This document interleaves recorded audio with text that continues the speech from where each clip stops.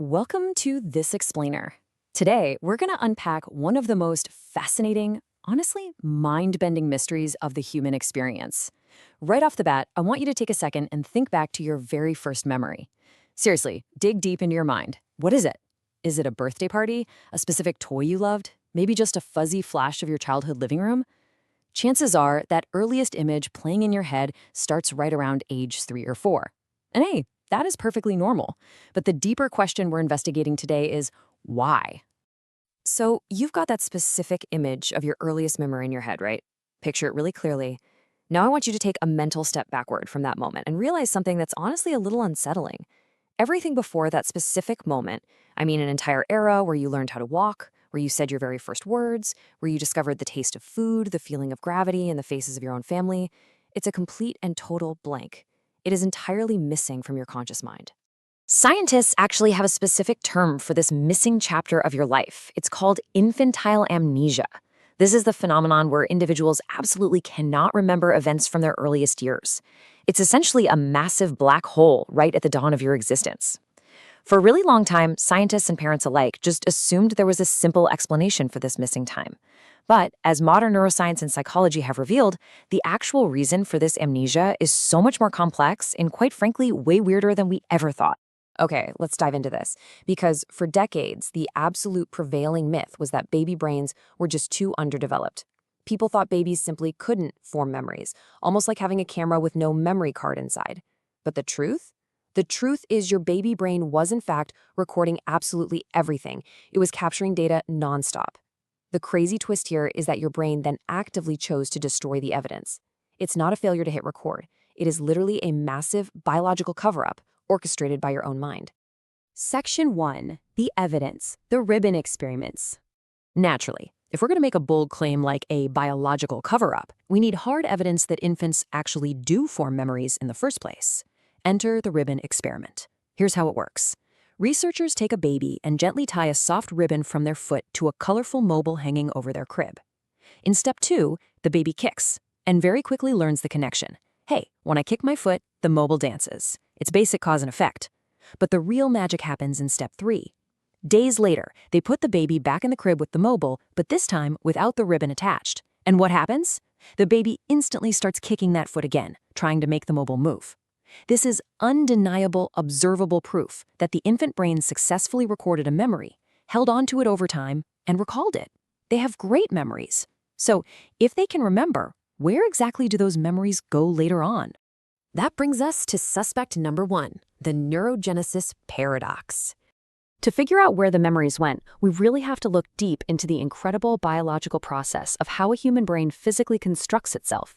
Specifically, we need to look at the brain's memory center, called the hippocampus. Now, fun fact, hippocampus is actually derived from the ancient Greek word hippocampus, which translates to horse and sea monster. Actually, scratch that. Today we just know it as a seahorse. Because of its curved shape, early anatomists literally named the memory center of your brain after a little sea creature. And this seahorse-shaped region is exactly where our memory mystery takes place. Now let's look at what's happening to that little seahorse region over time.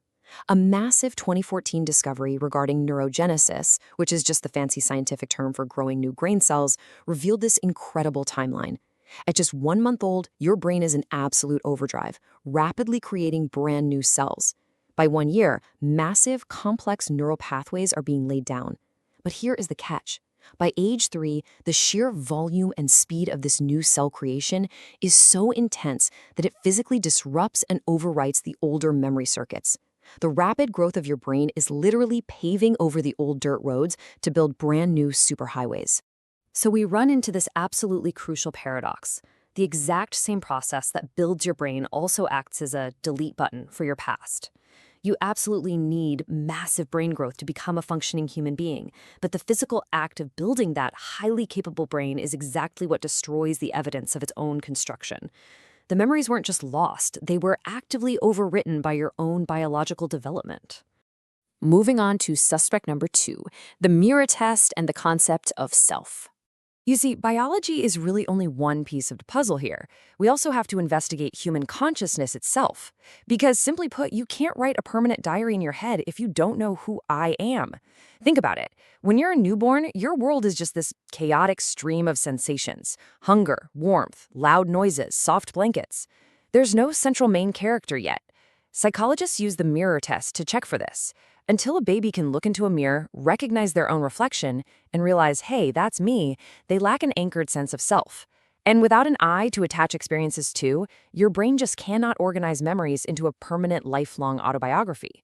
You gotta have the main character arrive before you can start writing the story. Which brings us to our final suspect. Suspect number 3, language as a skeleton. Now, what's really interesting about this slide is how it highlights the difference language makes. Once that main character does arrive, they need a way to actually tell the story. There is a stark contrast between memory with and without language. Memories without words, they are totally unstructured and fleeting. Feeling of a warm breeze or the taste of a sweet fruit might happen, but without the words to describe it, it just kind of evaporates. But memories with words act as a physical skeleton for those experiences to hang on to. When a toddler learns words like who, what, where, and when, they suddenly get these filing cabinets in their brain. They can mentally categorize an event. I went to the park with mom today. Language literally provides the scaffolding that allows a memory to survive into adulthood. And the evidence for this linguistic framework is actually visible all across the globe. When scientists study different cultures, they find some fascinating variations.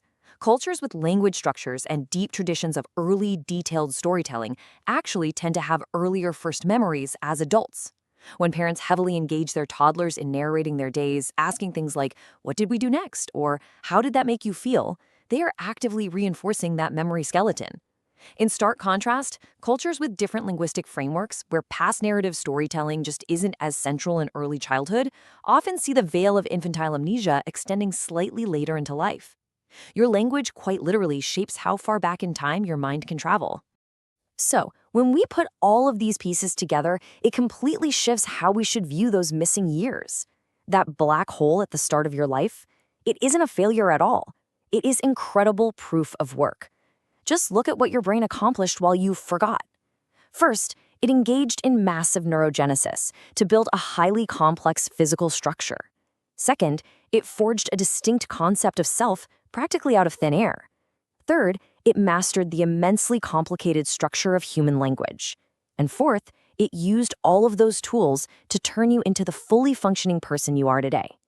Your brain worked so incredibly hard to build you, it just didn't have the space left over to keep the receipts.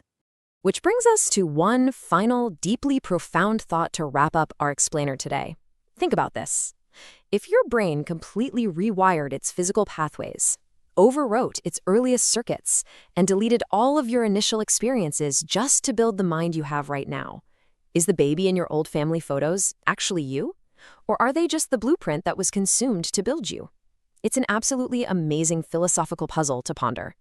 I really hope this sparked your curiosity, and I would absolutely love to hear what your earliest memory is and how old you were when it happened down in the comments. Thank you so much for exploring with me today, and keep learning.